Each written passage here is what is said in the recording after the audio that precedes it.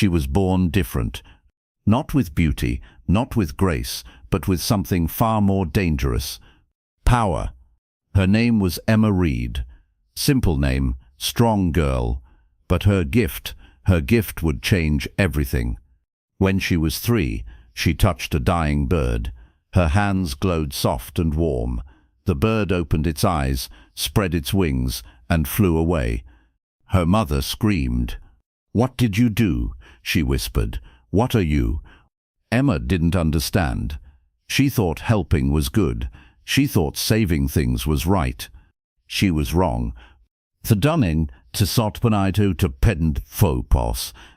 Her family called it magic. Then they called it evil. Then they called it a curse that would destroy them all. Her mother cried every single night. "Why did God give me this child?" She would sob into her pillow.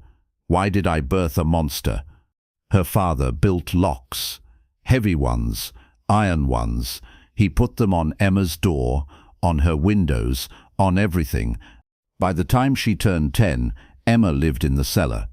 Dark, cold, alone, alone. No sunlight touched her face. No kind words reached her ears. Just silence and the constant weight of their fear. "Octastai." She would sit in that darkness and whisper to herself, "I'm not bad. I just want to help. I just want them to love me." But love never came. Years passed.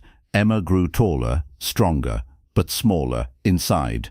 The girl who once saved birds now barely spoke above a whisper. When she turned 18, her mother made a choice. "You cannot stay here," she said through the cellar door. "You're too dangerous, too wild. The neighbors are starting to talk." Emma pressed her face against the cold wood. "Please, Mother, I'll be good. I'll hide it better." "No." Her mother's voice was ice. "You'll marry. A duke wants a wife. He'll take you far from here, far from us." A duke, a stranger, a man who would own her like property. Tuniwafum, when not the all-powerful powerful the most powerful. Wide Bordek the tide, known of to Bordek timos, of you can powerf. The letter came 3 days later, sealed in red wax, heavy paper that smelled like roses and secrets. "You are betrothed to Lord Ethan Cole, Duke of Ashwood. The wedding is arranged. Your dowry is paid. You leave tomorrow." No mention of love. No promise of kindness. Just duty and disposal. Emma sat on her thin mattress and stared at the letter. Her hands trembled, not with power this time, but with fear. "I'm not a monster," she whispered to the empty room. "I'm just different. I'm just me." But no one cared about her heart. No one cared about her dreams. They just wanted her gone. Totram. The black carriage arrived at dawn, cold, silent, like a hearse. Emma stood in her torn dress, her messy hair, her heavy heart. She carried one small bag with everything she owned. Her mother wouldn't look at her. Her father counted coins in his hand. "Goodbye," Emma said softly. They didn't answer. She climbed into the carriage. The door slammed shut. The wheels began to turn.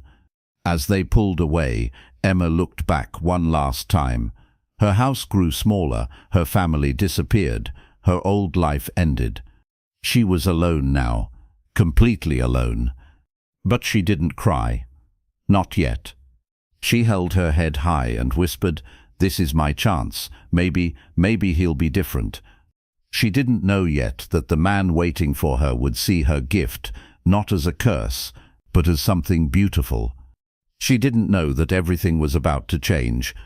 Tamos and couples of us matri teamintred somebody come spell, post-read in a floppy quidopar, recent injurtrids the process of word bretrum descended at it toring, not it post and is the pal, tisuan pramiti storing and abricambactis. His name was Ethan Cole, Duke of Ashwood, Lord of the Northern Lands, master of a castle that touched the clouds. People said he was made of stone, that his heart was frozen, that he felt nothing, wanted nothing, cared for nothing. They were wrong. Powerf some totally chimkimon, or Fearsome, id knowing when Lishov bepeakt tort, venond mumbled the mo pols de menon pulsaured powerfter moustenken. Ethan had dark hair that fell over darker eyes.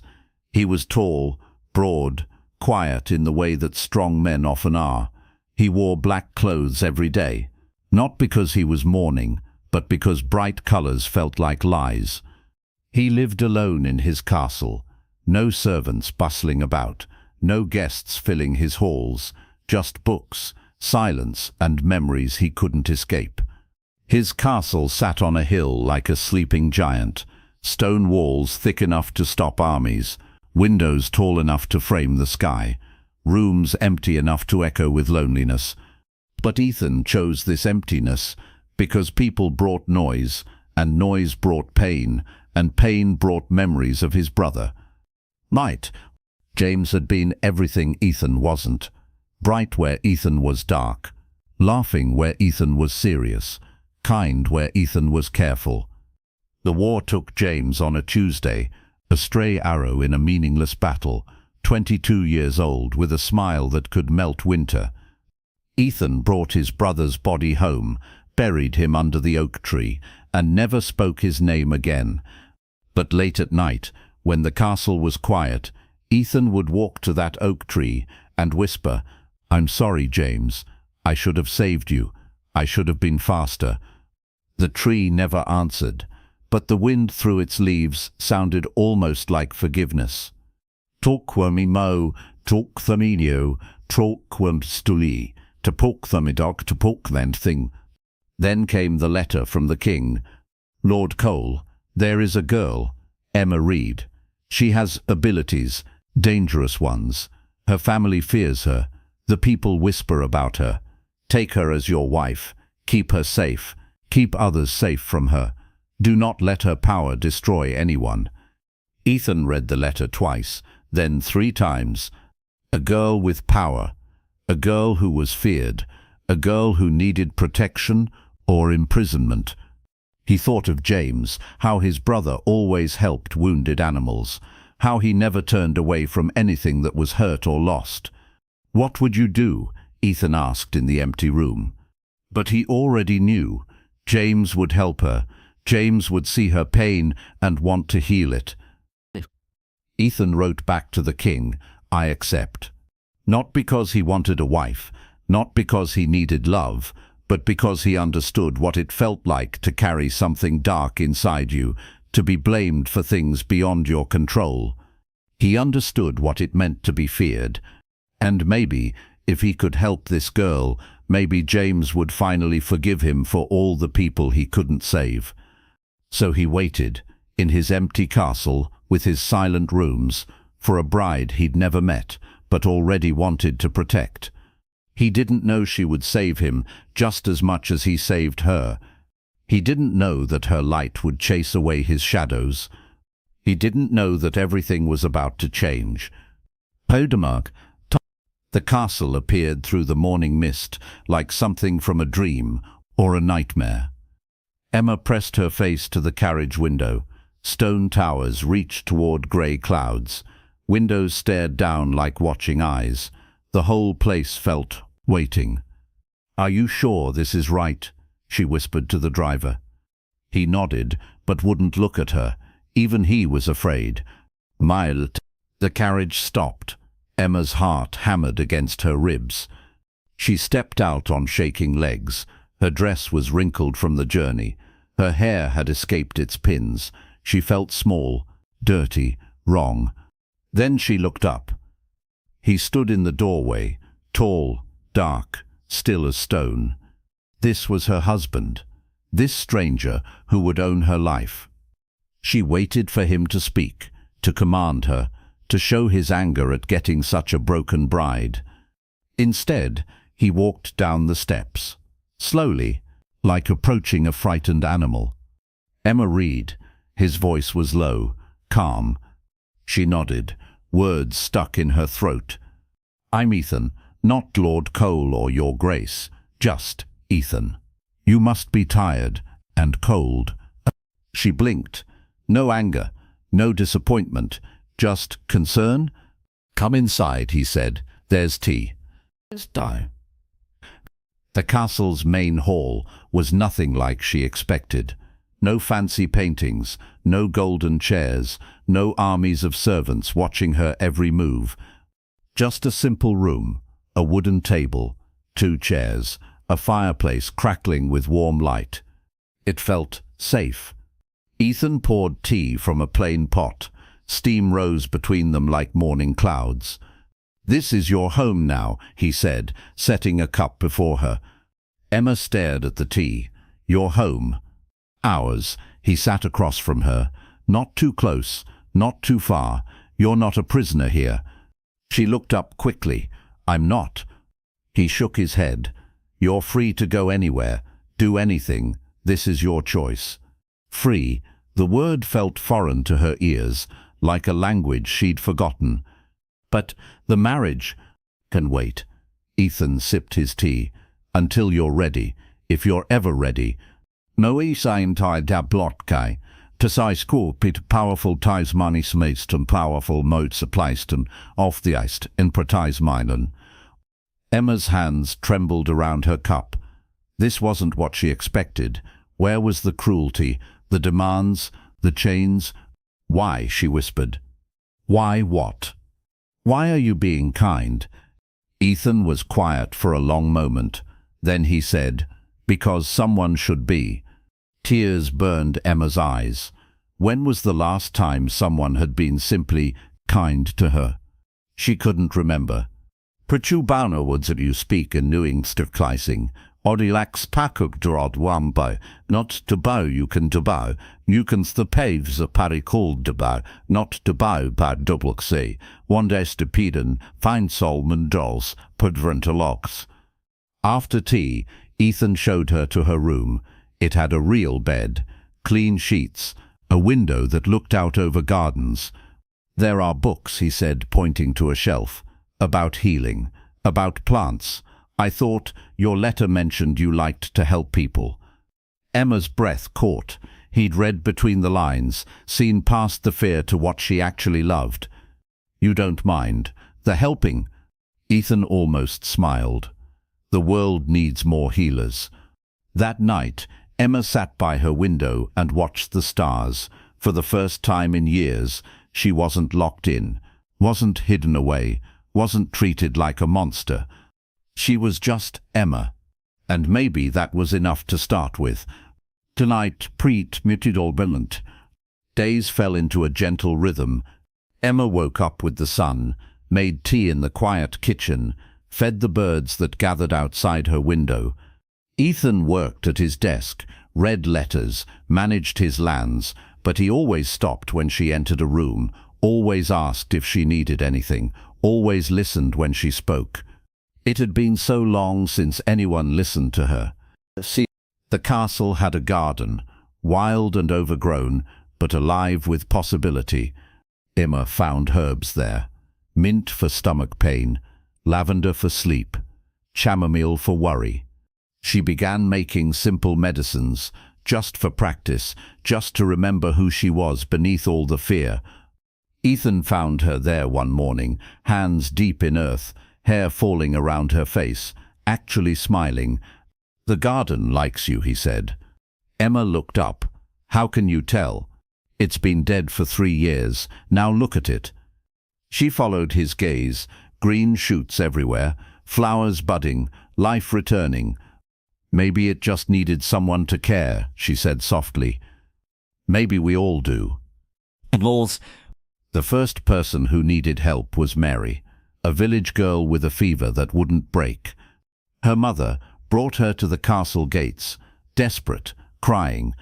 "Please," she begged Ethan, "the doctor can't help, but they say your wife has gifts." Emma froze. They knew, the whole village knew what she was. Ethan looked at her, not demanding, not forcing, just asking. Emma took a deep breath. "Bring her inside." The little girl burned with fever. Her skin was hot as fire. Her breathing came in short gasps. Emma sat beside the bed, placed her hands gently on the child's forehead. "Don't be afraid," she whispered, not to the girl, to herself. Light flowed from Emma's fingers, soft, warm, healing. The fever broke. The child's breathing eased. Colour returned to her cheeks. Mary's mother wept with joy. "Thank you, oh thank you." Emma's hands shook. She'd used her power in front of strangers, and instead of screaming, they thanked her. "You did good," Ethan said quietly. For the first time in her life, Emma felt proud of her gift. Timen ofta peten fort. She taped Wandi to spick him out to powerful mothende Kate Cavilio.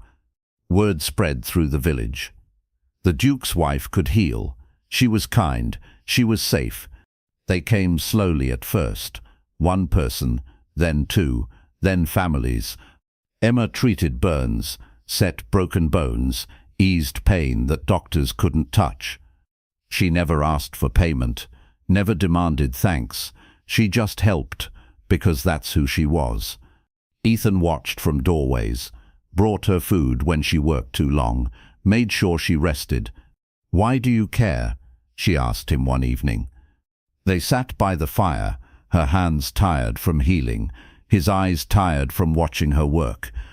"Because you don't ask for anything in return," he said. "You just give. That's rare."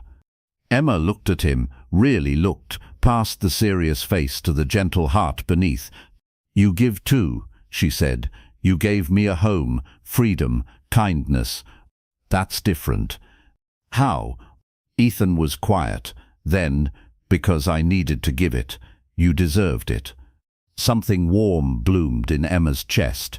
Not her healing power, something else, something that felt like hope. Something else, something that felt like... Winter came early that year. Snow fell thick and heavy. The village struggled. Emma worked harder, treating colds that turned dangerous, helping elderly people whose bodies couldn't fight the cold. Ethan chopped wood for families who had none, brought food to empty kitchens, never taking credit, never seeking praise. They made a good team, Emma healing bodies, Ethan healing circumstances. One night, after a particularly hard day, they sat together in comfortable silence. "I was wrong about you," Emma said. "How so?" "I thought you'd be cruel, like everyone else." Ethan looked into the fire. "I thought you'd be dangerous, like they said." "I am dangerous." "No." He turned to her. "You're powerful. That's different." Emma felt something shift inside her chest, like a door opening, like light streaming in. For the first time, she began to believe that maybe, just maybe, she wasn't a monster after all. "Tosteltmoon or bost pav, patribriseid, why send to danafant awful boarded ice tumid, trim inside powervan sumpter." Spring brought new challenges. A plague hit the northern villages. People fell sick faster than Emma could heal them. Fever, weakness, fear. She worked day and night. Her power flowed stronger than ever before, brighter, steadier, more controlled. But it wasn't enough. "I need help," she told Ethan. "I need to teach others." "Teach them what?" "Simple healing, basic herbs, things they can do when I'm not there." "Not?" Emma gathered the village women, mothers, daughters, grandmothers with gentle hands. She showed them which plants eased pain, how to make teas that fought infection, when to use cool cloths and when to use warm. Some were afraid at first. Magic was still frightening to them. But Emma was patient. She explained everything, showed them the difference between her gift and simple knowledge. "This," she said, holding up dried willow bark, "anyone can use. This comes from learning, not from power." Slowly, they began to trust, to learn, to help. "Nipijro, natwaivo, deed almost in order for bind protek long stroblide tinger, the nuffle to bride, the mass, the protek lice and a nictigord." The plague weakened, not because of Emma alone, but because of all of them working together. The village women became healers in their own right. They saved lives, they comforted families, they proved that healing came from the heart, not just from magic. Emma watched them work and felt something she'd never felt before. Pride, not in her power, but in what she'd built, what she'd taught, what they'd accomplished together. "You did this," Ethan said, finding her watching from the hill. "We did this. You started it. You trusted them with knowledge. You made them brave." Emma looked at him. "You made me brave first." "Tuai, retwine o powerful ponti tuai, nado post metao." That summer brought visitors, nobles from other lands who'd heard about the healing Duchess. They came expecting to see magic tricks, entertainment, something to gossip about at parties. Instead, they found a woman who worked with her hands, who knelt in dirt to tend gardens, who treated servants the same as lords. Some were disappointed, others were intrigued. Lady Catherine of Westmore stayed the longest. She watched Emma work for 3 days. "You're not what I expected," she finally said. "What did you expect?" "A sorceress, someone dark and mysterious, someone to fear." Emma smiled. "I'm just a woman who learned to use her gifts. That's what makes you extraordinary." Tor. Word reached the capital. The king himself sent a message. "Lady Cole, your reputation precedes you. The realm has need of healers. Will you come to court?" Emma stared at the letter. The royal court, where her parents had sent her away from, where power and politics mixed like poison. "I don't want to go," she told Ethan. "Then don't." "But the king serves the people, and you serve them better here." Emma felt relief wash over her. Ethan understood. He always understood. But she also felt something else. Curiosity. What if I could help more people? What if the court needs healing too? Ethan was quiet. "Then, what do you want to do?" No one had ever asked her that before. What she wanted, what she chose. Emma thought about it, really thought. "I want to stay here," she said finally. "This is my home, these are my people, but maybe we could invite the court to come here, to learn, to see what healing really looks like." Ethan smiled, actually smiled. "Now that is a perfect idea. I'm a new stem to you, but time quatsdelo." The invitation went out in autumn. Come to Ashwood, see healing in action, learn what service truly means. Some nobles scoffed. Others were curious. A few, a precious few, came with genuine hearts. Emma prepared for weeks, not with fancy clothes or elaborate meals, but by making sure the village was ready, that the sick were cared for, that the work continued. "Let them see the real thing," she told her helpers. "Not a show, not a performance, just what we do." Time. Laponthenfilhaum, Talcon and Permanso, Middle Gratami lay Lord Yilmam, Dickon Dickidal, to Horpulus Mission Hopenso, de Log of the Pommen Hope that Dodiotive, Dicka Darkle, a prof the Pelicted to Log when you had to word. The first night, Ethan found Emma in the garden. She was nervous, picking at her sleeves, worrying. "What if they think I'm fraud?" she asked. "What if they think you're a miracle?" "I'm neither. I'm just me." Ethan stepped closer, close enough that she could see the silver in his dark eyes. "That's exactly why they need to meet you."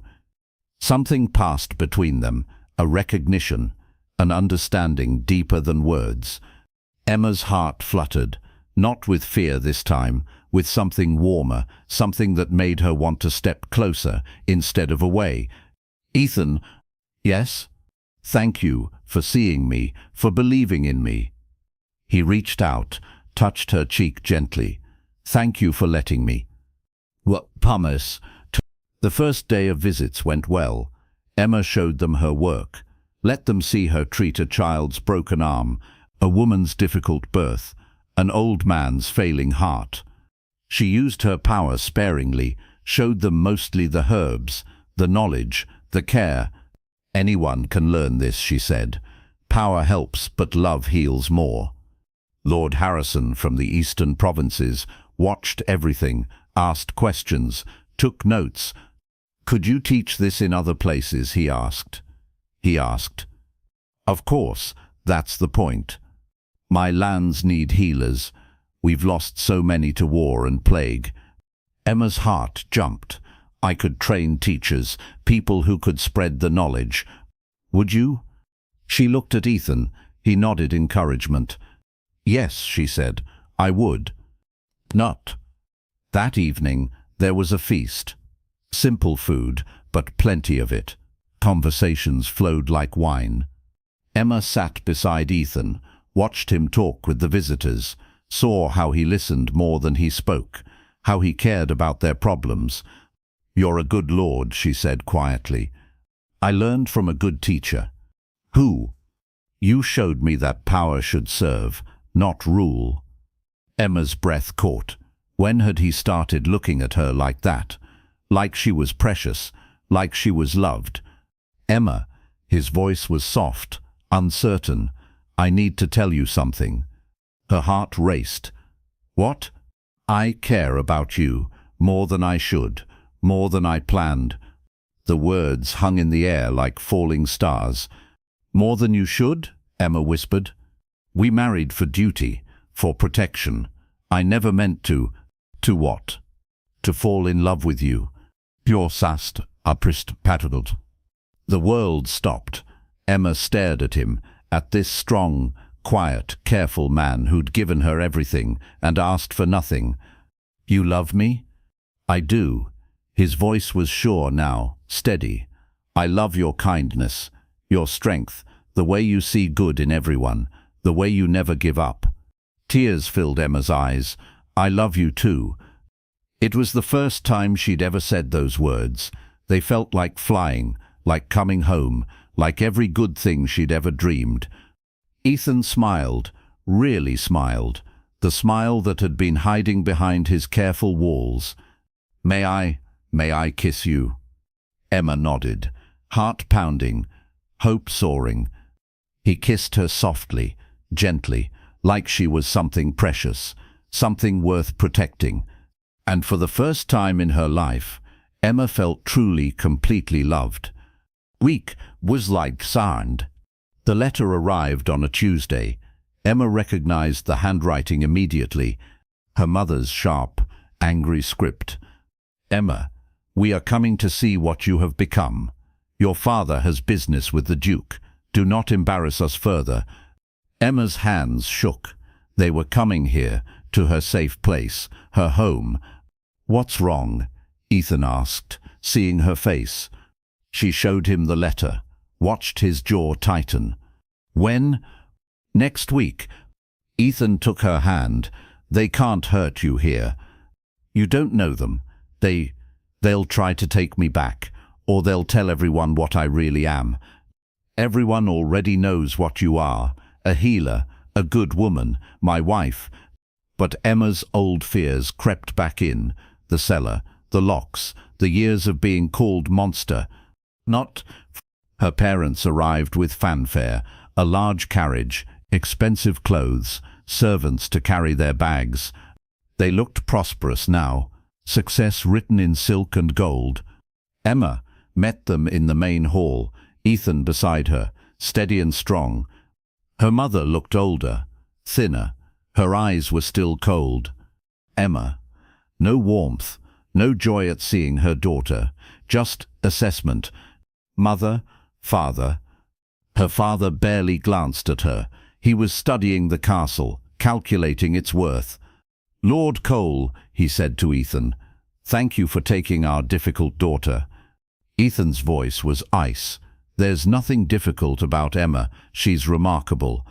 Her mother laughed, sharp, bitter. "Remarkable, is that what we're calling it now?" "Moment powerful porn, to an keen word. You can defab. No say mordiv no, festiov, nadikeni, hordig and a prostin torn fettig and a words announced empowered tanda quotstor." The first dinner was tense. Emma's parents spoke around her, about her, never to her. She was always strange, her mother told the other guests. Born wrong, we tried to fix her, but some things can't be fixed. Emma sat silent. Old habits, old fears. But Ethan spoke up. Emma isn't broken. She's gifted. Gifted? Her father snorted. She's dangerous, unnatural. She's saved dozens of lives. She killed her own sister. The words hung in the air like poison. Emma went white. The old lie, the old blame. But this time, she wasn't alone. That's not true. Ethan's voice cut through the silence. And you know it. In tow. Later, in their room, Emma broke down. They'll never stop, she sobbed.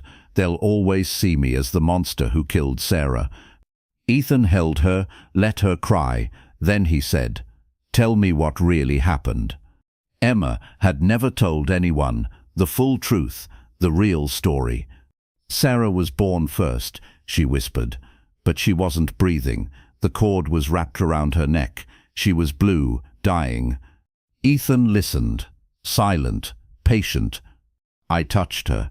I was just a baby, but my power was already there. I gave her my life force, my strength. You saved her. For 10 minutes, then she died anyway. But my parents, they said I stole her breath, that I killed her to make myself stronger. That's not what happened. How do you know? Because I know you. You give life. You don't take it.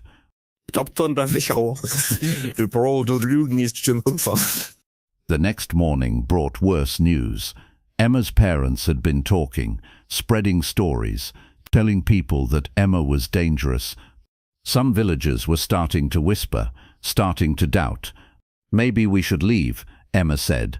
Go somewhere else. No, Ethan was firm. We don't run from lies. But Emma could see the fear returning, in faces that had been kind, in voices that had been grateful. Her parents' poison was working. That afternoon, a child fell from a tree, badly hurt, bleeding. Emma ran to help, but the child's mother pulled him away.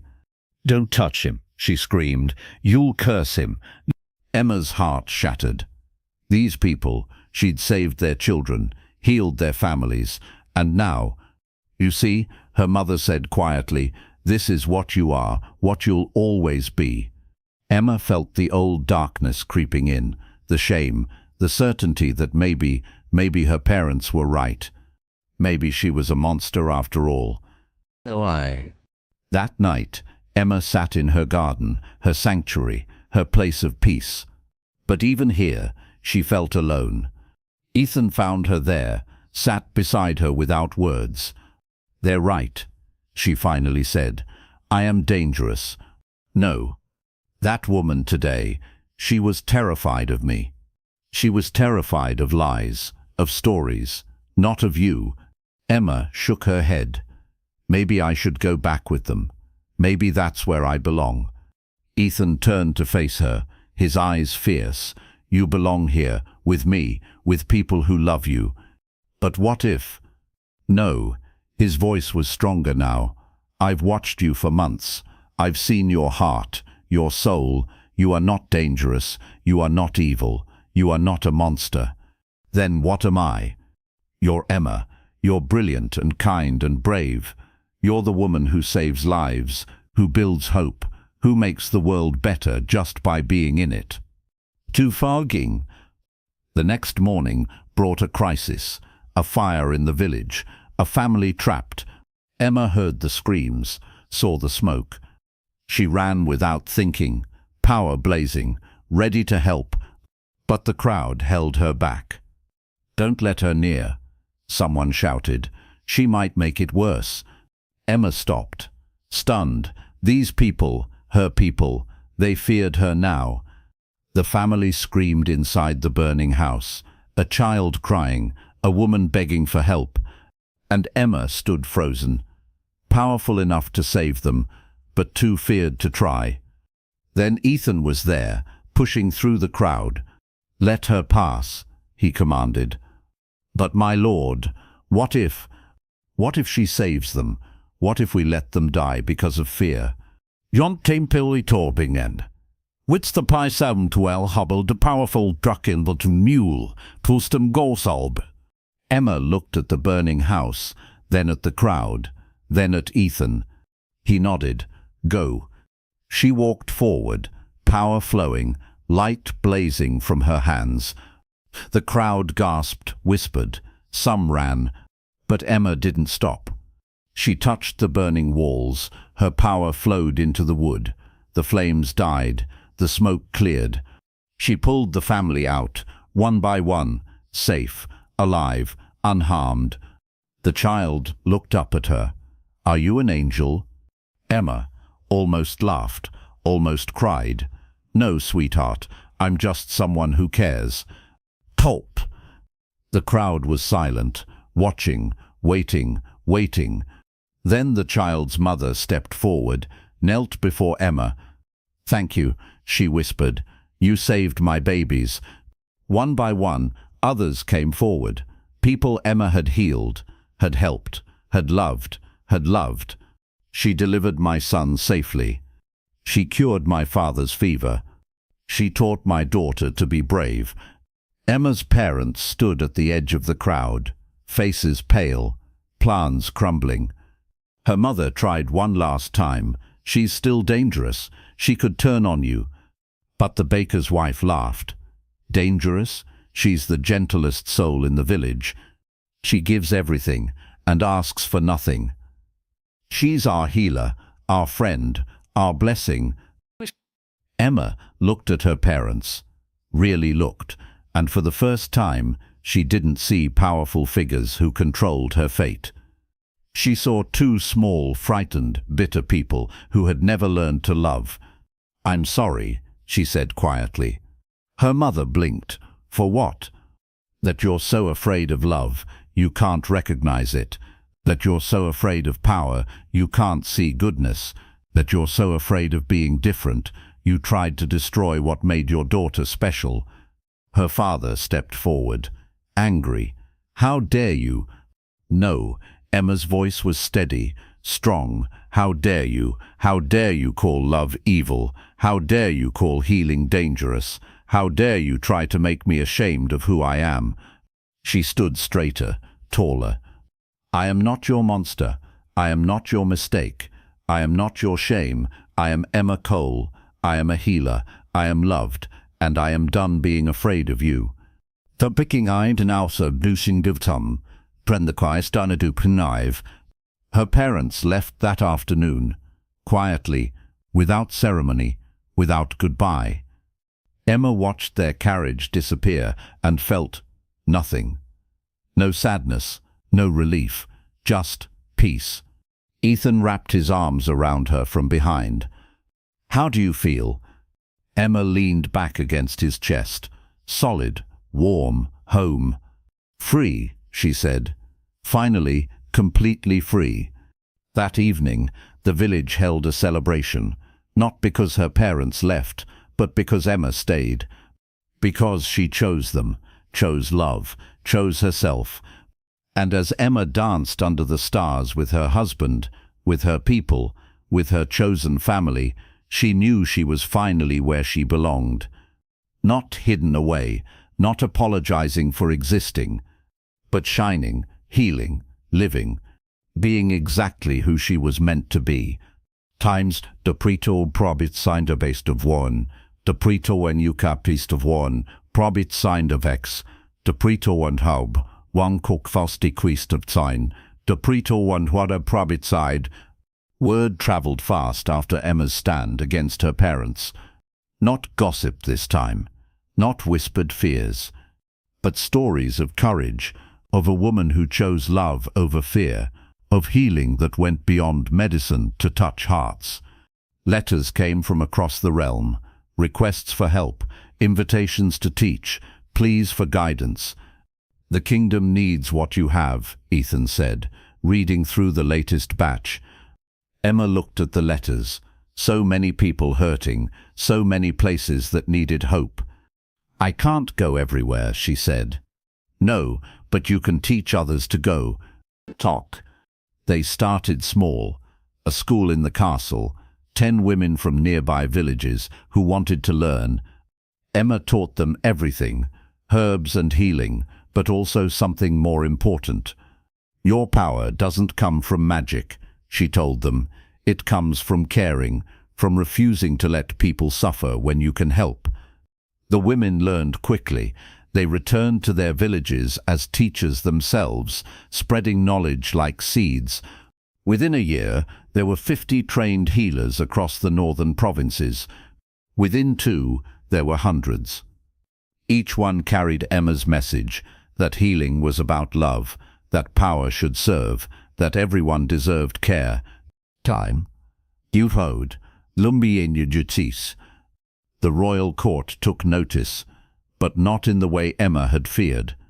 The queen herself came to visit, quietly, without fanfare.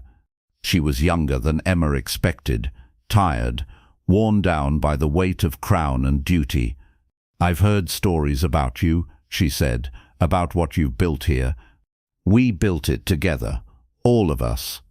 The queen looked around, at the thriving village, the happy people, the sense of community. "I want to learn," she said simply. So Emma taught her, not healing. The queen had no gift for that. But leadership, service, how to build instead of just ruling. "A crown is just another tool," Emma said. "Like my hands, like knowledge. It's how you use it that matters." Years passed. Emma's network of healers grew into something beautiful, a web of caring that stretched across the kingdom. But more than that, it changed how people thought about power, about service, about what it meant to be strong. Noble families began sending their daughters to train with Emma, not to learn magic, but to learn purpose. "She taught my girl that privilege is responsibility," one lord wrote, "that having power means using it for others." Emma read the letter and smiled.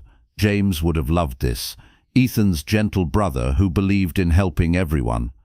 Sometimes, late at night, Emma thought she felt James's approval in the wind through the oak tree. "Butheit," and the peaceful hopties. The greatest test came during the plague of Emma's 5th year at Ashwood. It was worse than the first, faster spreading, more deadly. Emma's healers worked tirelessly, but it wasn't enough.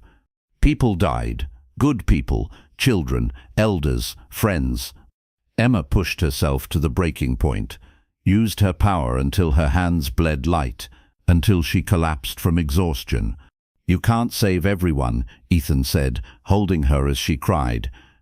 "Then what's the point of having power?" "The point is saving who you can, teaching others to save more, building something that lasts beyond any one person."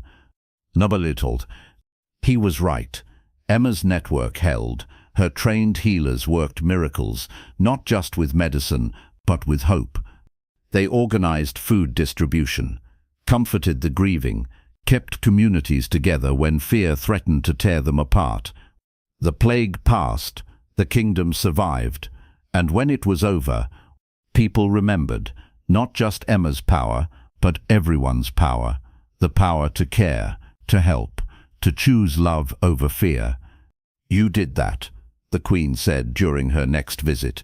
"You changed how we think about strength." Emma shook her head. "We all did that, together." But privately, she felt proud, not of her magic, but of what she'd built, what she'd inspired. A kingdom where power served love, where healing mattered more than wealth, where everyone had the chance to shine, just like she had. 10 years later, Emma stood in her garden on a spring morning, the same garden where she'd first found her confidence, where she'd first felt truly safe. But everything was different now, better. The garden bloomed with flowers from across the kingdom, gifts from people she'd trained, lives she'd touched, communities she'd helped heal, roses from the northern mountains, lilies from the southern valleys, herbs from every province where her healers worked. A living map of love spreading across the land.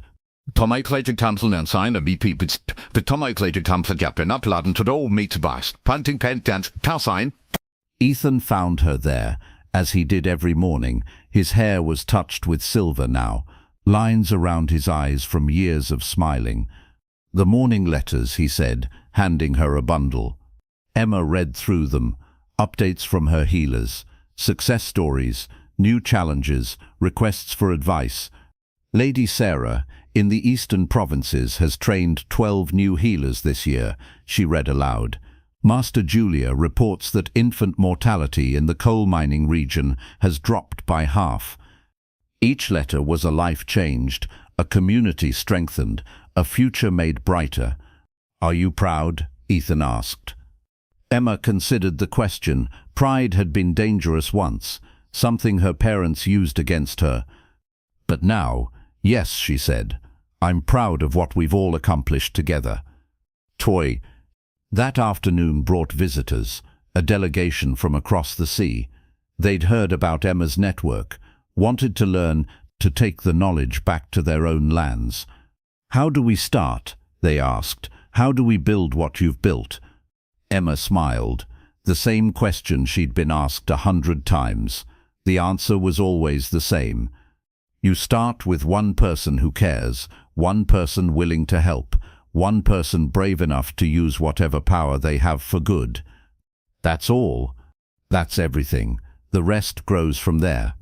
Shots to mention, the incovid question, to tor in fortam pictai. Evening came soft and golden. Emma and Ethan walked through the village together, their village, their people, their family. Children ran laughing through the streets, healthy children whose lives had been saved by Emma's network. Women gathered to share healing knowledge, teaching each other, supporting each other. Men worked alongside them as equals, because Emma had shown them that strength came in many forms. "Do you ever regret it?" Ethan asked as they climbed the hill to their castle, "staying here instead of seeing the world?" Emma looked back at the village, then at the letters in her hands, then at the man who'd given her everything. "The world came to us," she said. "Everyone I needed to touch, everyone who needed to learn, they all found their way here. And now they carry it forward, to places I'll never see, to people I'll never meet, but who'll be touched by this, by us, by what we started." Toaded. That night, they sat by their fire, the same fire where Emma had first felt loved, where she'd first believed in herself. "Tell me again," Emma said, "about the day you decided to marry me." It was an old game between them, a favorite story. "I thought you were dangerous," Ethan said, settling her against his shoulder. "I was dangerous. You were powerful. I thought I was protecting the kingdom from you. And instead, you protected the kingdom for me, for all of us." Emma smiled. "We protected it together." "Together," he agreed. Tasson. Outside, snow began to fall, the first snow of winter, but inside their castle, inside their life, everything was warm. Emma thought about the scared girl who'd arrived 10 years ago, broken, beaten down, convinced she was a monster.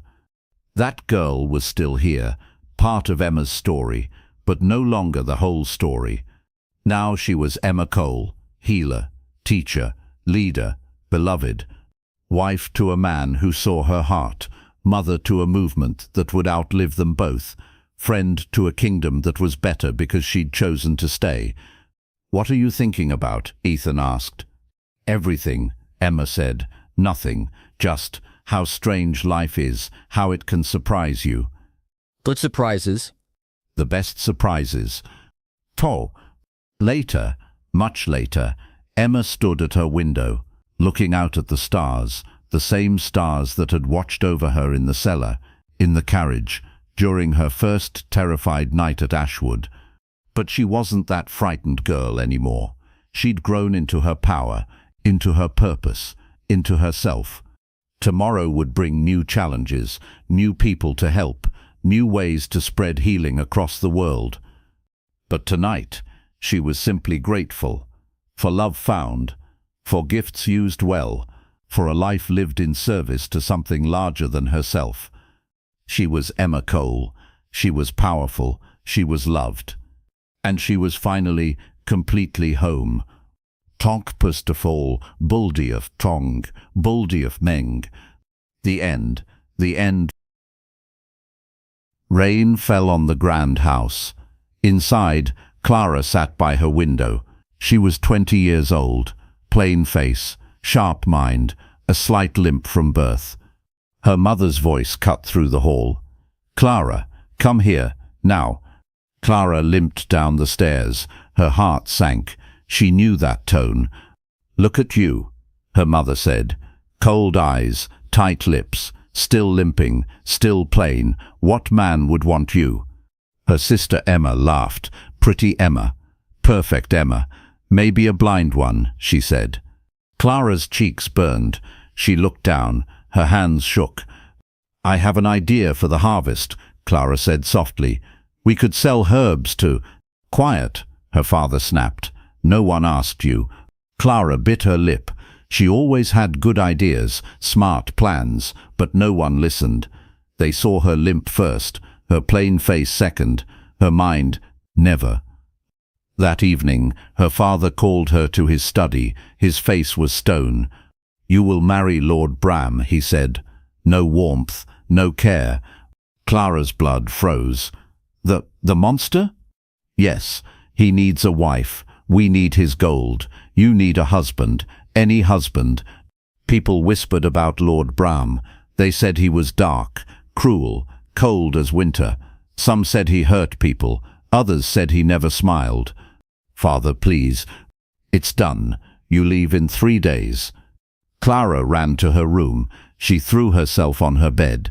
Tears came like rain, hot and endless. Her mother found her there. "Stop crying," she said. "This is more than you deserve. A monster for a monster." The words cut deep. Clara turned to face the wall. "I'm not a monster," she whispered. But her mother was already gone. That night, Clara stared at the ceiling. Fear filled her chest. But then something else grew, something stronger. "I will survive this," she told herself. "I will endure." She wiped her tears, her jaw set firm. "I am stronger than they think." The rain kept falling, but Clara had stopped crying. 3 days felt like 3 minutes. Too fast, too soon. Her bag was packed, her plain dress pressed, her heart ready for battle. "Remember," her mother said at the door, "don't shame us more than you already have." Clara looked back once, at the cold house, the cold family, the cold life she knew. Then she climbed into the carriage. The horses moved forward. Behind her, whispers followed. "Poor Lord Bram," someone said, getting stuck with her. Clara closed her eyes, her hands made fists. "We'll see," she said quietly. "We'll see." Lord Bram stood in his study, tall, broad shoulders, scars on his hands from old battles. His face was serious. Some called it cruel. The truth was different. He read Clara's letter, her father's words, cold business talk. Nothing about the girl herself. "She has a limp," the letter said. "Plain face, but she can read. She won't cause trouble."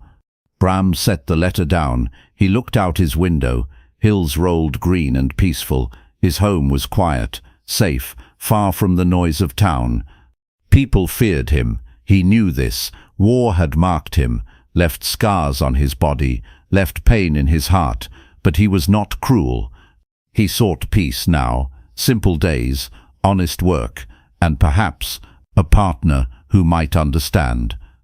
He didn't need a pretty wife. Pretty wives wanted parties, wanted to show off, wanted things he couldn't give. He needed someone real, someone who knew what pain felt like, someone who might see past his scars to find him. His housekeeper, Mrs. Rose, knocked. "Sir, the room is ready for your bride." Bram nodded. "Fresh flowers." "Yes, sir. And her favorite books, if she likes to read." Good. She might be scared. Make sure she feels welcome. Mrs. Rose smiled. She had worked for Bram for years. She knew his heart. She's lucky, sir, even if she doesn't know it yet. Bram's mouth almost smiled. Almost. We'll see, Mrs. Rose. We'll see. That evening, Bram sat by his fire. He thought about war, about blood, about the men he'd killed to protect others. People saw those scars. They made up stories, dark stories, monster stories. But killing to save innocent people, that wasn't evil. That was duty. Hard duty. Painful duty. But right. He hoped Clara might understand this. Someday, he hoped she might see him, really see him. Not the monster people whispered about, just a man. A tired man who wanted peace, who wanted someone to share quiet evenings with, someone to talk to, someone to care for, someone who might perhaps care for him too. The fire crackled. Bram closed his eyes. Tomorrow she would arrive. Tomorrow his life would change. He prayed it would change for the better. For both of them. The carriage stopped. Clara's hands shook. The driver opened her door. "Bram Hall, miss," he said quietly. "Kind eyes. Good luck." Clara stepped down. Her legs felt weak. The house rose before her like a mountain. Dark stone, tall windows, but flowers grew near the door. The gardens looked cared for. Heavy footsteps came closer. Clara's heart hammered.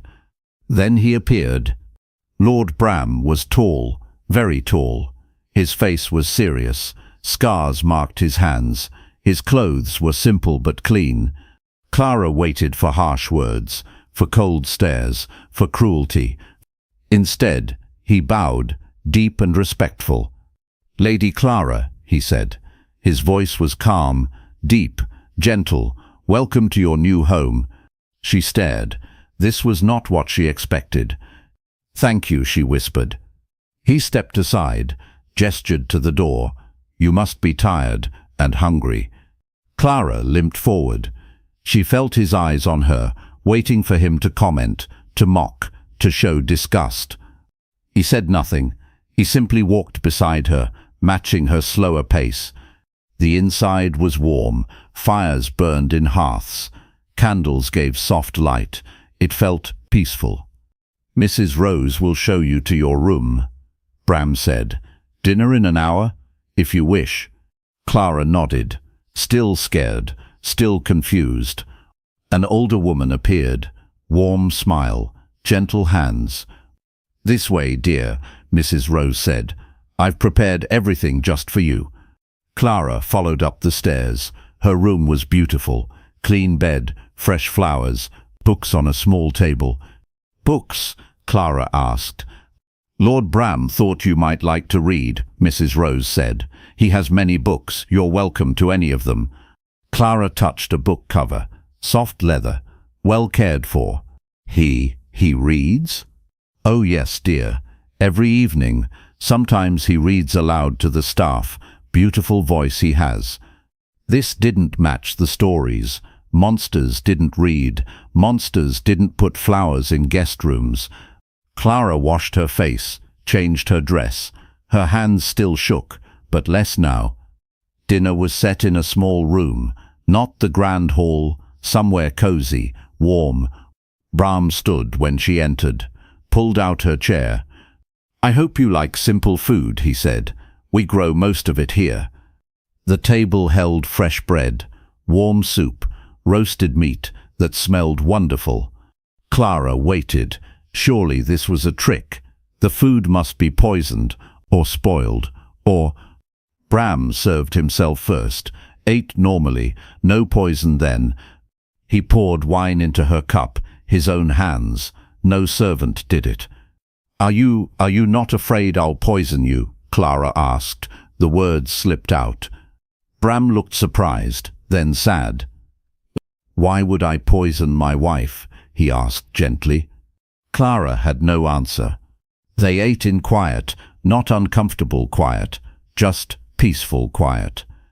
"The gardens are beautiful," Clara said finally. "Thank you. I tend them myself. Do you like flowers?" "Yes. My mother never let me—" She stopped. "Too much information." "Never let you what?" "Touch them," she said. "I would ruin them." Bram's jaw tightened, but not at her mother's words. "Here, you may touch any flower you wish," he said. "You may pick them, arrange them, plant new ones if you like." Clara's eyes filled with tears. No one had ever said such things to her. "Thank you," she whispered. After dinner, Bram walked her to her door. "Sleep well, Clara," he said. "Tomorrow we can talk about whatever you wish." He didn't try to touch her, didn't demand anything, just kindness. Clara closed her door, leaned against it. This was not what she had expected, not at all. Maybe the stories were wrong. Maybe he wasn't a monster after all. Morning came with soft light. Clara woke slowly, no harsh voices, no cold commands, just peace. A knock at her door. Mrs. Rose entered with a tray. "Good morning, dear. Lord Bram thought you might like breakfast in your room today. Fresh eggs, warm bread with honey, tea that smelled like flowers." "Where is he?" Clara asked. "In the garden. He starts early. Always has." Clara ate slowly, looking out her window. She could see him below, kneeling by roses, his large hands gentle with small blooms. When she went downstairs, he looked up, smiled slightly. "Good morning. Did you sleep well?" "Yes, very well." He stood, brushed dirt from his knees. "Would you like to see the gardens, or would you prefer to rest more?" Clara almost said rest. Safe answer, easy answer, but something made her brave. "The gardens, please." They walked together. He pointed out different flowers, told her their names, asked her opinions. "This section gets too much sun," he said. "I can't decide what to plant." Clara studied the spot. Herbs might work. They like sun, and they're useful too. Bram stopped walking, looked at her with interest. "What kinds of herbs?" "Well, mint for tea, lavender for soap, rosemary for cooking, sage for—" She stopped. Was she talking too much? "Please continue." "Sage for healing, small cuts and such.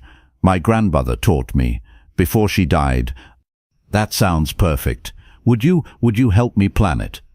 Clara's heart jumped. "You want my help?" "Very much." No one had ever wanted her help before. Her ideas, her thoughts. "Yes," she said, "I would like that." They spent the morning planning, drawing sketches in the dirt, talking about which herbs grew well together. For lunch, they sat in the small dining room again. Clara felt less afraid, more. "May I ask you something?" she said. "Anything." "Why did you agree to marry me?" my father said. "He said you needed gold. But this house is beautiful. You don't seem poor." Bram was quiet for a moment. "I'm not poor. I don't need your father's gold." "Then why?" "Because I hoped to find someone who might understand what it's like to be judged before being known." Clara's breath caught. "The stories about you are mostly false. I fought in wars, yes. I killed men, yes. But only to protect others, only when I had no choice. People fear you because you're a soldier. People fear what they don't understand. A man who lives alone, who has scars, who doesn't attend their parties or court their daughters." Clara nodded slowly. "People judge me too, for my limp, my plain face." "You're not plain." The words were soft, simple, but they hit Clara like lightning. What?" "You have kind eyes, a gentle voice, a sharp mind. These are not plain things." Clara felt heat in her cheeks. No one had ever called her beautiful, but this felt better than beautiful. That afternoon, Bram showed her his library, walls of books, more books than Clara had ever seen. "You may read any of them," he said, "or I could read to you if you prefer." "You would read to me, if you'd like." Clara chose a book about healing plants. Bram sat in a chair nearby. She curled up on a window seat. They read in comfortable silence. Occasionally, Clara would look up, find him watching her with gentle eyes. "What?" she would ask. "Nothing, just it's nice, having someone here." Clara felt the same. For the first time in her life she felt wanted, not tolerated, not endured, wanted. At dinner, Bram asked about her day, really asked, really listened to her answers. "The herb garden will be beautiful," he said. "When do we start planting?" "Tomorrow, if the weather holds." "Perfect." He walked her to her room again. Still no demands, still no expectations, just kindness. "Good night, Clara." "Good night, Bram." It was the first time she'd used his name. He smiled, a real smile, warm and genuine. Clara closed her door, but this time she wasn't scared. This time she was. Days passed like pages in a good book. Clara woke each morning with less fear, more hope. She started working in the herb garden. Her hands grew dirty, her back grew strong, her heart grew proud. The workers noticed her. At first, they watched carefully, waiting to see if she was cruel like other noble ladies. But Clara was different. When young Tom cut his hand on a fence, she cleaned it, wrapped it with soft cloth, used healing herbs her grandmother had taught her about. "Thank you, my lady," Tom said, real gratitude in his voice. "Just Clara," she said. "We're all just people here." Word spread. The new lady was kind, helpful, smart about healing. When the baker's wife fell sick, they brought her to Clara. Clara made a tea from mint and ginger. The woman felt better in hours. "You have a gift," Mrs. Rose told her. Clara looked at her hands, stained with herbs, rough from work, but capable, useful. "I never knew," Clara said. "No one ever let me try." Bram found her in the garden one evening. She was grinding dried sage into powder, concentrating hard. "You look different," he said. Clara looked up. "Different how?" "Confident, strong, like you belong here." Clara felt warmth spread through her chest. "I feel different. I feel useful." "You are useful. More than useful, you're needed." Needed. The word was magic to Clara's ears. "The workers trust you," Bram continued. "They come to me less now. They go to you instead." "Is that bad?" "It's wonderful. It means they see what I see." "What do you see?" Bram stepped closer. His eyes were serious, kind. "I see a woman who cares for others, who uses her gifts to help, who makes everyone around her better." Clara's heart hammered. No one had ever seen her this way. "I see someone worth respecting," Bram said softly. That night, Clara stood before her mirror, really looked at herself. Her face was still plain, her limp still there, but something else had changed. Her shoulders were straight, her chin was up, her eyes held strength. She thought about her mother's words. Monster, useless, shameful. But looking at herself now, Clara saw something different. She saw a healer, a helper, a woman with purpose.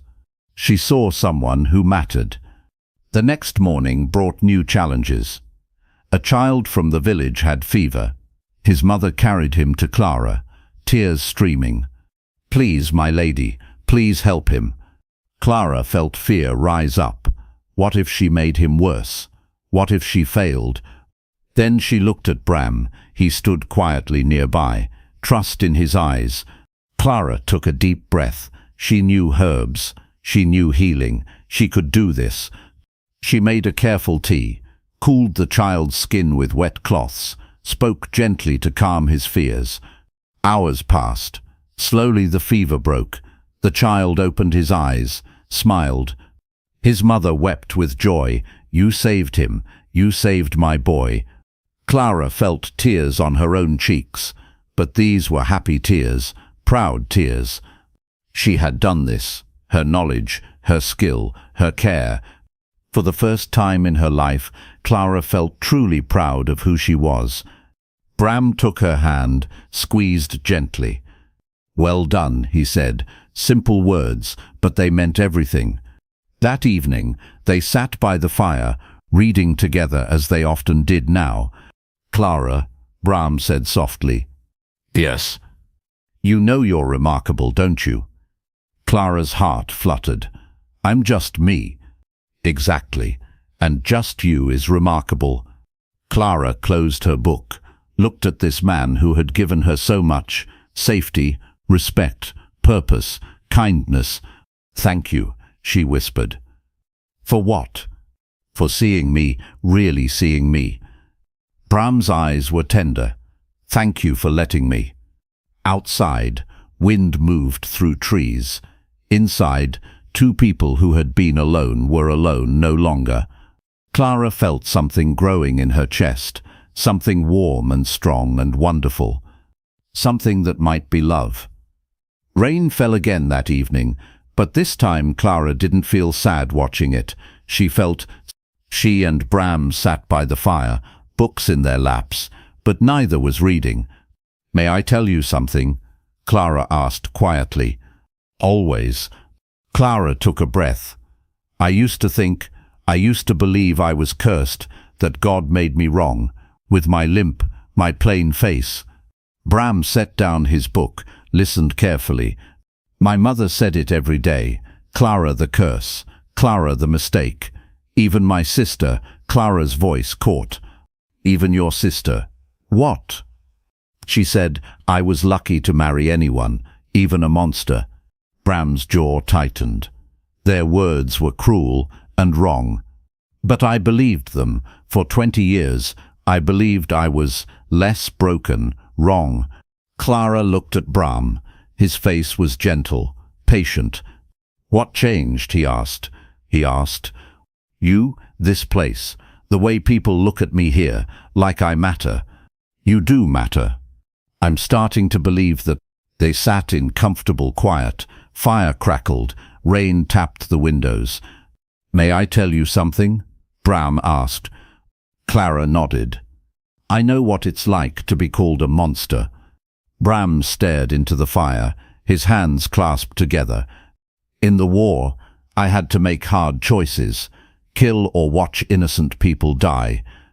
Clara waited. She could see pain in his eyes.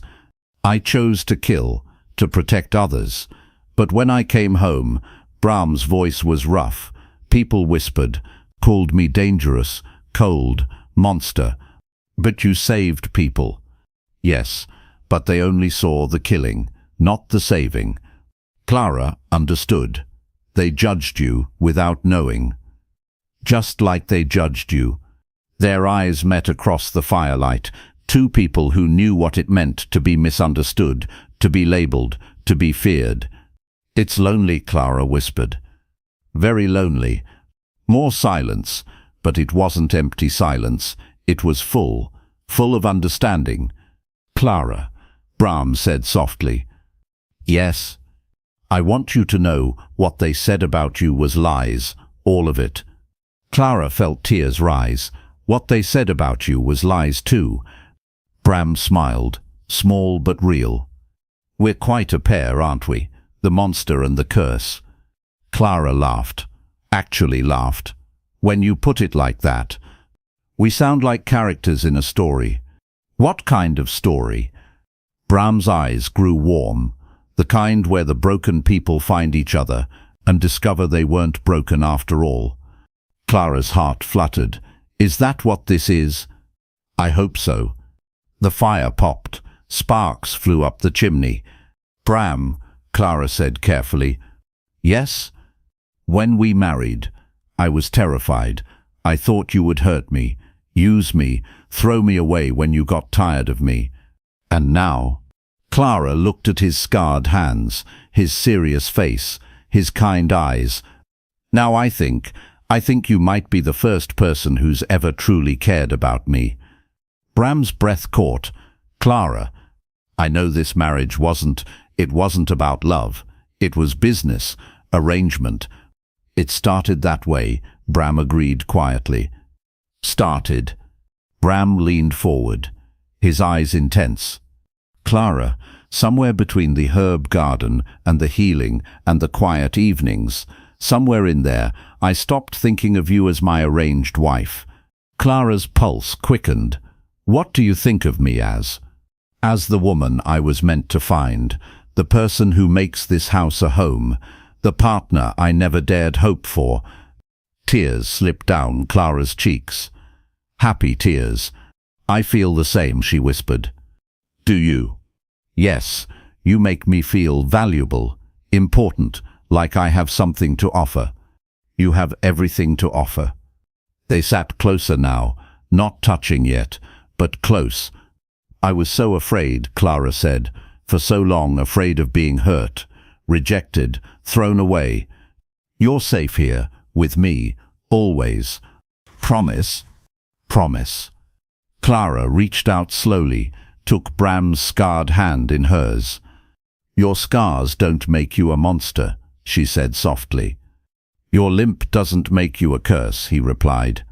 They held hands in the firelight, two wounded people who had found healing in each other. Outside, the storm grew stronger, but inside, two hearts grew warmer.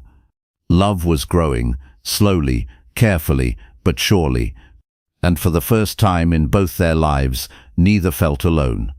3 weeks later, riders came to Bram Hall. Clara saw them from her garden. Her blood turned cold. Her family's colors, her family's crest. Clara. Her mother's voice cut across the courtyard like a blade. Clara stood slowly, dirt on her dress, herbs in her hands, confidence in her posture. But seeing her mother made her feel small again, scared again. Emma climbed down from her horse. Still beautiful, still perfect, still cruel. Look at you, Emma said with a sneer, playing in the dirt like a servant. I'm tending my garden, Clara said quietly. Her mother approached, cold eyes, tight mouth, no warmth at all. We heard disturbing news, she said. People say you're helping, working, acting above your station. I'm helping people heal. You're embarrassing us. A lady doesn't work with her hands, doesn't get dirty, doesn't lower herself. Brum appeared at Clara's side, tall, strong, protective. Lady Clara is welcome to pursue any interests she chooses, he said firmly. Emma looked Bram up and down, her lip curled. So this is the monster, she said. He looks normal. How disappointing. Emma, Clara warned. What? Did you expect me to be afraid? He's just a man, a scarred, broken man who settled for you. Clara felt the old shame rising, the old fear. Her mother stepped closer to Bram. We need to speak privately. Anything you say can be said in front of my wife. Wife? Emma laughed. Is that what you call this arrangement? They moved to the house. Clara's legs felt weak. Her confidence was cracking. In the sitting room, her mother took control. We've learned some interesting facts about you, Lord Bram, such as you fought against our cousin, Lord Edward, in the border wars. Clara's heart stopped. She looked at Bram. His face had gone stone cold. I fought against many people in the wars, he said carefully. You killed his son, our nephew. James was only 19. The room went silent. Clara stared at Bram. Her mouth opened, but no words came. It was war, Bram said quietly. I killed to protect. You killed family, Emma hissed. Our family. Clara felt the world spinning. Is it true? Bram looked at her, pain in his eyes. Yes, but Clara, you have to understand. You killed my cousin. Clara's voice was small. broken. He was trying to kill innocent villagers. I had to stop him. But you never told me. No, I didn't. Clara's mother smiled coldly. Now do you see? This marriage was never about kindness. It was about guilt.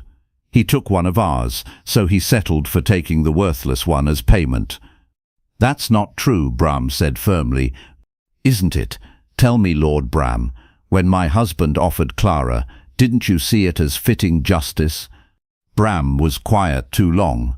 Too long. Clara felt her heart breaking. Did you marry me because you felt guilty? Clara, it's complicated. Yes or no? Bram's silence was answer enough. Clara stood slowly, her legs shook, her world was falling apart. So everything, the kindness, the respect, the caring, it was all guilt?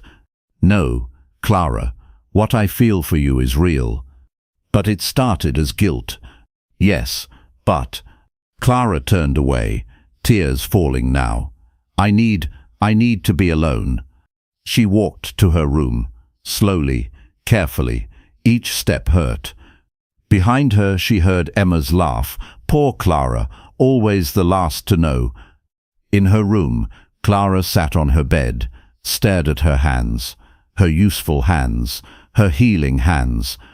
Had it all been lies, the respect, the partnership, the growing love? Was she still just the worthless daughter, the payment for a debt? Outside her door, she heard Bram's voice. Clara, please, let me explain.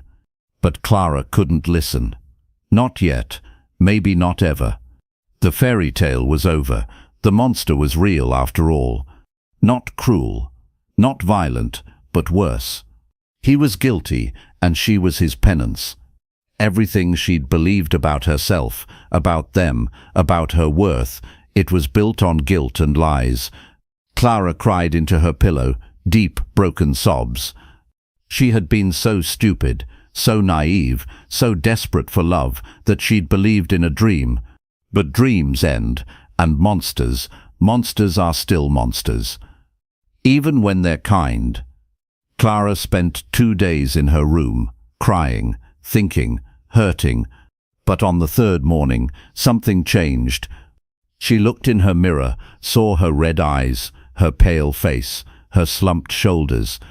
This was the old Clara, the broken Clara, the worthless Clara. But was she still that person? Really? Clara thought about the past months, the healing she'd done, the people she'd helped, the respect she'd earned. Had that been guilt too? Had Tom thanked her out of guilt? Had the sick child's mother wept with joy out of guilt? No. Clara stood straighter, looked deeper into the mirror. The work she'd done was real, the healing was real, the help she'd given was real. Maybe Bram's reasons for marrying her had been wrong, but that didn't make everything wrong. Clara washed her face, brushed her hair, put on her best dress. She had things to say, and for the first time in her life, she was going to say them. Downstairs, her family sat in the parlor, drinking tea, making cruel jokes, acting like they owned the place. Bram stood by the window, alone, miserable. Clara entered the room, her back straight, her chin up, her voice clear. I have something to say. Emma rolled her eyes. Oh good, the invalid wants to speak. Emma, Clara said firmly, be quiet. Emma's mouth dropped open. Clara had never spoken to her like that, ever. Clara turned to her mother. You came here to hurt me, to break me, to take away the first happiness I've ever known. Clara, don't be dramatic. I'm not finished. The room fell silent. Even Bram turned to stare. Clara's voice grew stronger. You called me worthless, useless, a curse. For 20 years I believed you. Because it's true, her mother said coldly. No, it's not. Clara stepped into the center of the room, all eyes on her. I have healed sick children. I have saved lives. I have earned respect from people who don't even know my name. You're just playing at being important. I am important. Clara's voice rang out strong and clear. I matter. I have value. I have worth that has nothing to do with my face or my limp or your approval. Her mother stood up, angry now. How dare you? How dare I what? Tell the truth. Stand up for myself. Refuse to let you hurt me anymore. Clara turned to Emma. And you, beautiful, perfect Emma, what have you ever done for anyone? What lives have you saved? What good have you brought to the world? Emma sputtered. No answer came. That's what I thought, Clara said. Now she faced her mother directly. You want to know what's really true. You're jealous. Jealous? Of you? Yes, because I found something you never have. I found purpose. I found respect. I found people who value me for who I am, not what I look like. Clara's voice softened but stayed strong. And yes, mother, I found love, real love, from a good man who sees my worth. She turned to Bram. His eyes were wide, hopeful. Yes, Bram, I know you married me out of guilt. I know this started wrong. Bram started to speak. Clara held up her hand. But I also know what happened after that. I know how you treat me, how you listen to me, how you respect me, how you care for me. Clara's voice grew tender. I know the difference between guilt and love, and what I see in your eyes, that's not guilt anymore. Clara, Bram whispered. Maybe we started wrong, but we can choose how we continue. Clara faced her family one last time. You came here to destroy my happiness, to convince me I'm worthless, to take away my confidence.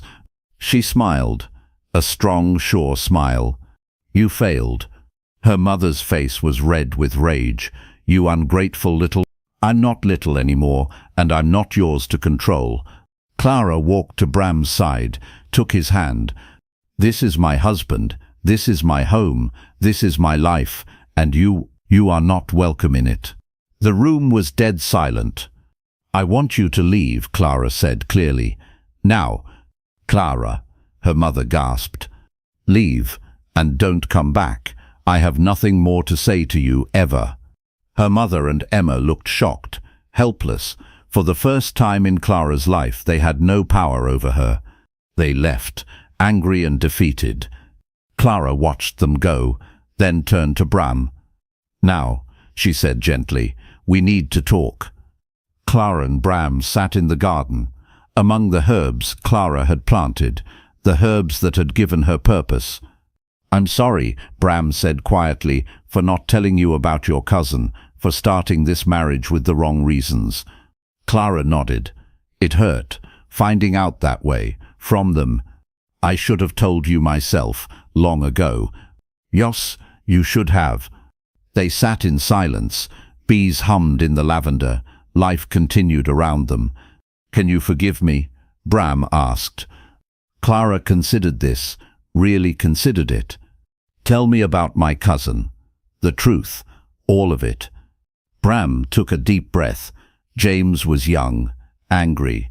He and his men were burning villages, killing families who couldn't pay taxes. Clara listened carefully. I tried to stop them peacefully first. I begged him to withdraw, but he wouldn't listen. He said the villagers deserved to die for being poor. So you fought him? Yes, to protect innocent people, children, mothers, old people who had done nothing wrong. Clara could picture it. Bram facing a choice, let innocents die or stop the killing. When your father offered me marriage to you, yes, I saw it as justice, payment for taking a life. The words still hurt, but Clara understood now. But Clara, Bram continued, his voice intense, that feeling lasted exactly one day. One day? The day you arrived, the day I saw you, scared but brave, gentle but strong.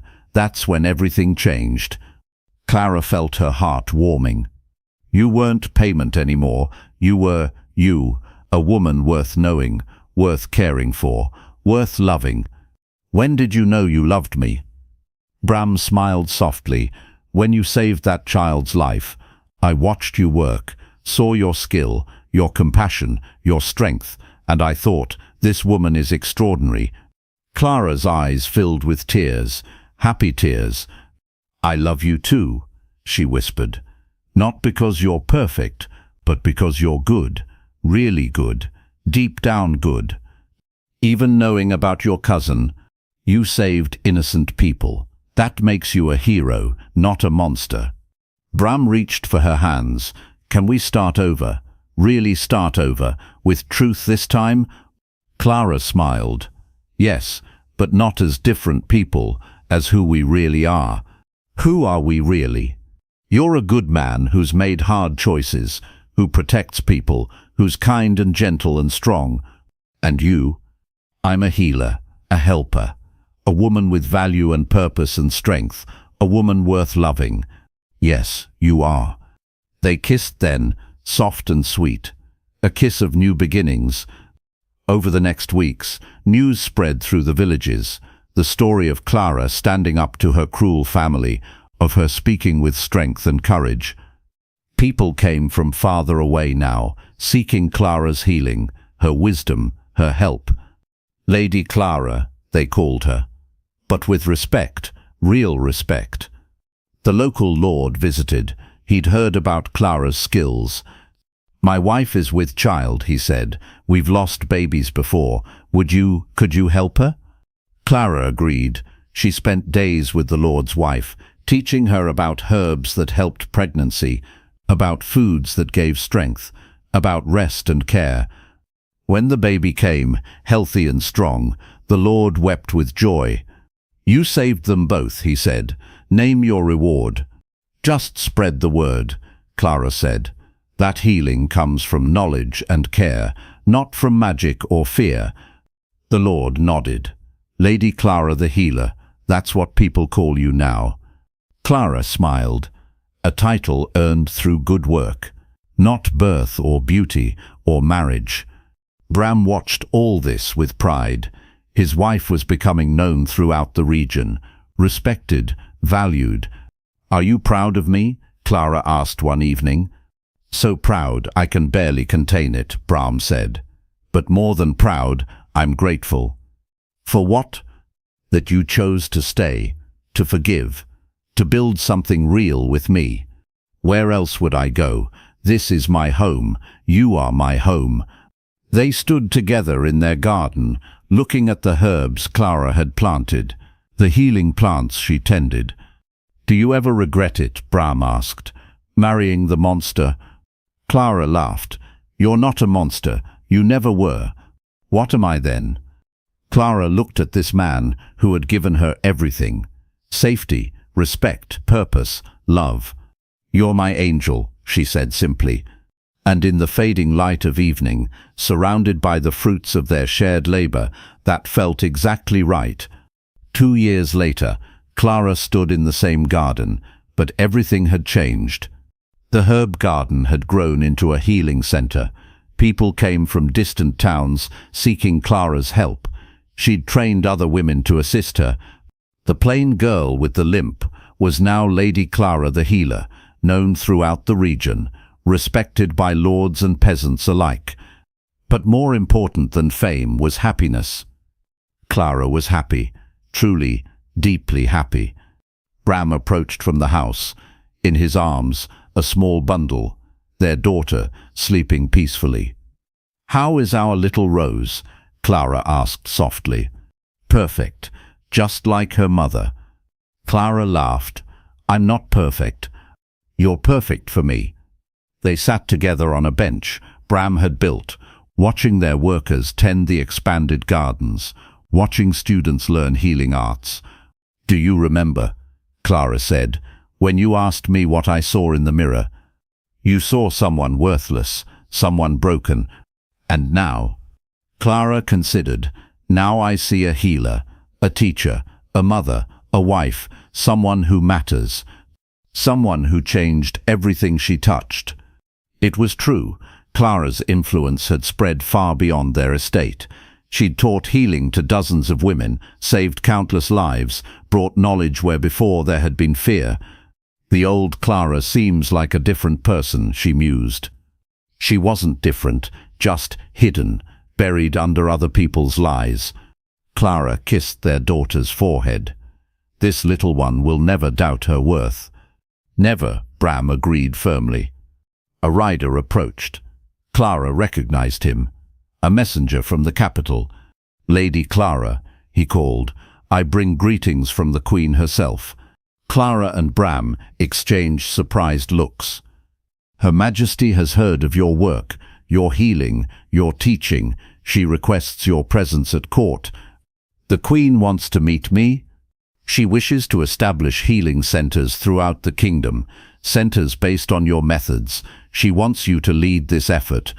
Clara's heart raced. The Queen, asking for her help, her knowledge, her leadership. What do you think? She asked Bram quietly. I think, Bram said with a proud smile, that the world needs what you have to offer. Clara looked around at her home, her garden, her life. We'll need to travel sometimes, to the capital, to other regions. Then we'll travel together, all of us. Clara smiled. A traveling family of healers? Why not? We've already proven that broken people can heal, that monsters can be angels, that worthless can become priceless. Clara stood, her daughter in her arms, her husband by her side. Once, she'd been the girl no one wanted, the curse, the punishment, the last choice. Now she was the woman everyone sought, the healer, the teacher, the leader. Yes, she told the messenger, tell the Queen I accept. As the messenger rode away, Clara reflected on the journey. From a cold house where she was rejected, to a warm home where she was cherished. From believing she was worthless to knowing she was invaluable. From being called a monster to being seen as an angel. Do you think, she asked Bram, that everything happens for a reason? I think we make our own reasons. We choose what our pain becomes, what our struggles create. Clara nodded. My pain made me compassionate. My struggles made me strong.